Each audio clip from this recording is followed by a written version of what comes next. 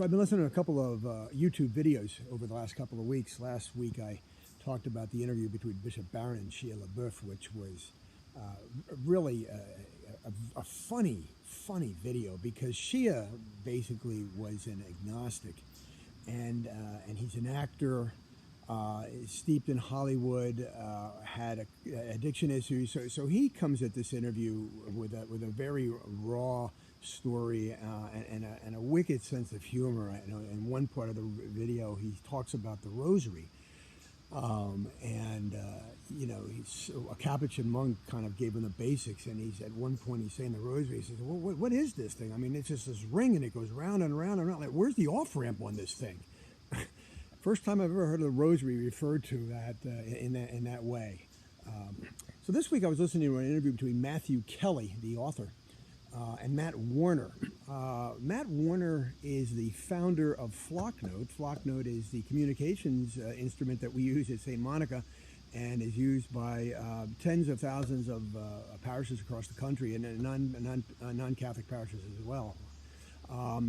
Matt comes at his interview with Matt Kelly from a whole different perspective. He's an engineer.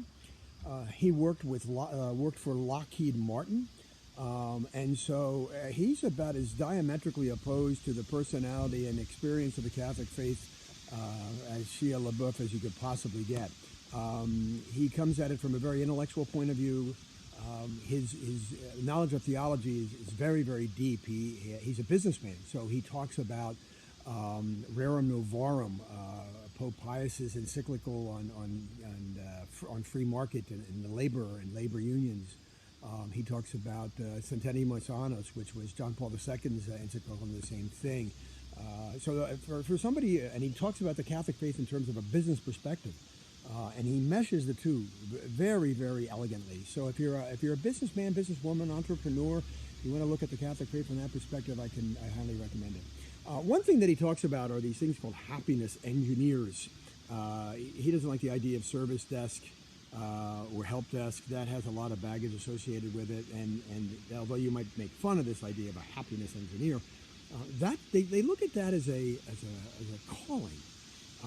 Overwhelmingly, 95% of the people that call Flocknote for help are tremendous people. But he says you get that 5% that come, and they are angry, and they are frustrated, and they are ready to do battle because that's been their experience. And the people at Flocknote, they are prayerful people. They are people of faith. They look at this as a mission to kind of take that person where they are and use kindness and use charity to disarm them, and maybe see that as an open door to a discussion about faith and to minister to them for that day, so that when they leave the conversation, they are in a better place than they were when they first came in. This is what accompaniment looks like, and it's really kind of an interesting way way Matt Warner describes it. The God was going to put people in your life like this all the time. A situation where somebody comes into your life that is either hurting or sad or angry or depressed or hopeless. Be a happiness engineer. Use the gifts of the Holy Spirit. Whatever talents you are, just the way that you are.